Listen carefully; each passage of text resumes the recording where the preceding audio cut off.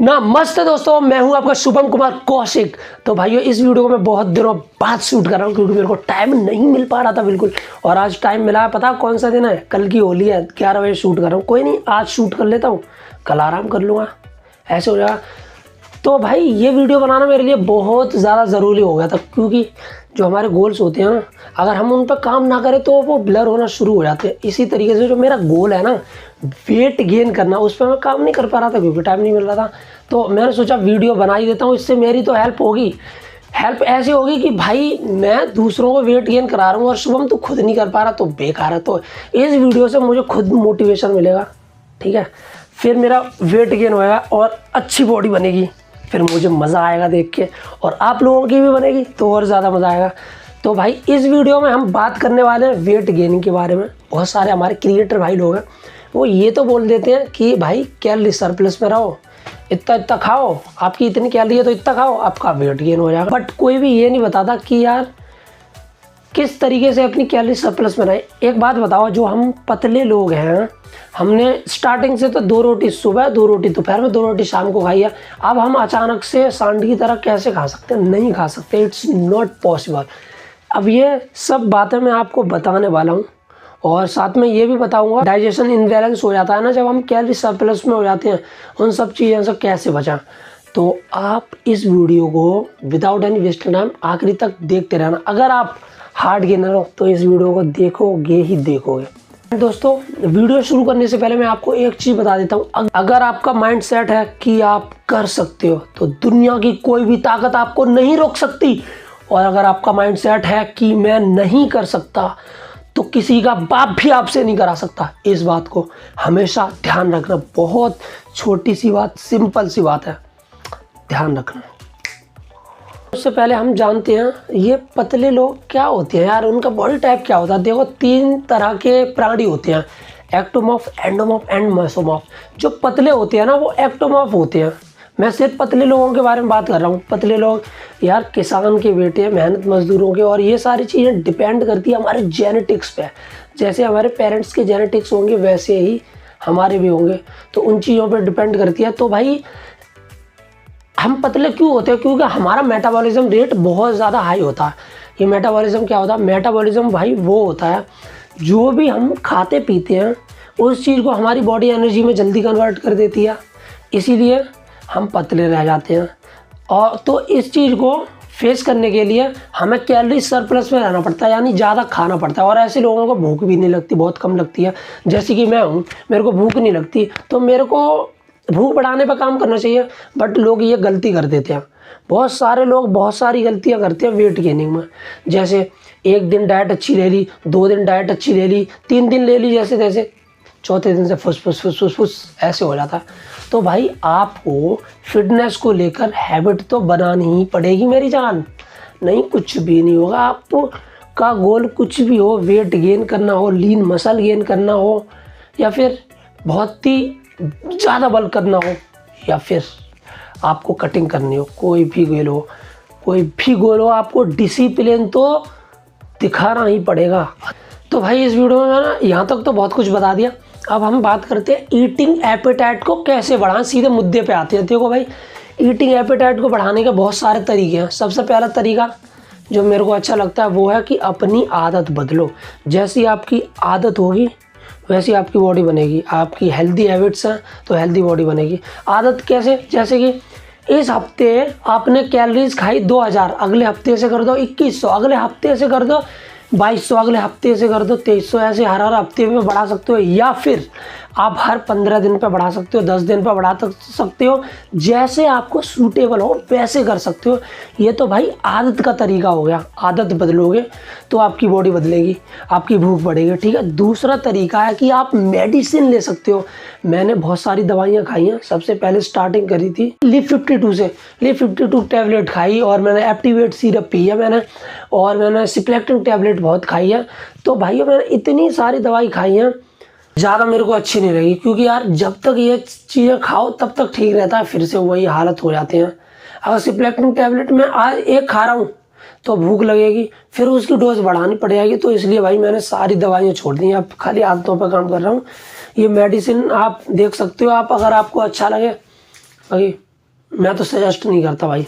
अब हम बात करते हैं भाई डाइजेशन की। अब भाई आप अपनी कैलोरी इनटेक को बढ़ाओगे।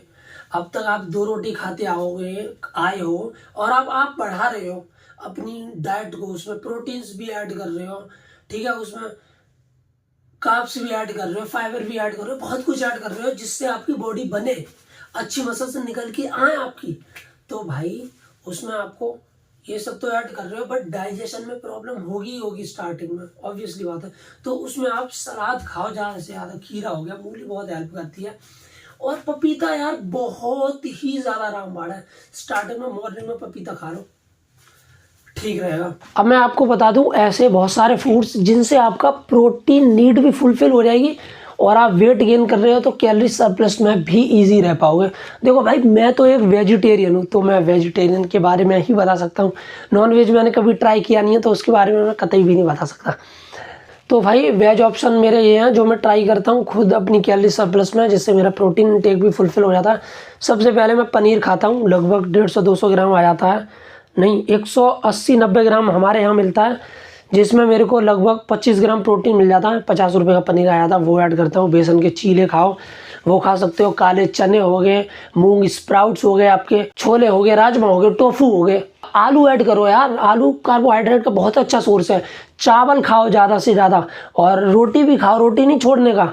दलिया हो गया, हमारे डेयरी प्रोडक्ट्स हो गए जैसे छाछ, दूध, लस्सी वस्सी, ये सब हो गए। तो इन चीज़ों को ऐड करो अपनी डाइट में, बहुत आसान हो जाएगी आपकी वेट गेन की जर्नी।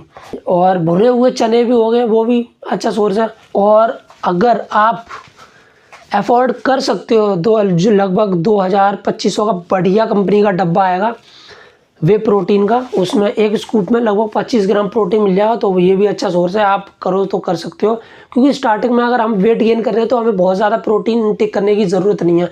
अपनी बॉडी इंटू 0.1 भी ले सकते हो, तब भी कोई दिक्कत नहीं है। अभी स्टार्टिंग में हमको ध्यान देना सिर्फ और सिर्फ अपनी कैलोरी सरप्लस पे, तो उस चीज़ पर फोकस बना के रखो। प्रोटीन नीड को हिट करते रहो जितनी ज़रूरत है। ज़रूरी नहीं है कि बहुत ही ज़्यादा योर बॉडी वेट इंटू 2 लेने लग जाओ, वो तब है जब आप कटिंग पर हो या फिर अच्छी अपनी मसल्स निकालना चाहते हो, तब। अभी सिर्फ गेनिंग पे फोकस करने का। तो भाइयों यहाँ तक हमने बात कर दी, डाइट की बात कर दी, नो डाउट अच्छा खाना जरूरी है, अच्छी न्यूट्रिशन जरूरी है।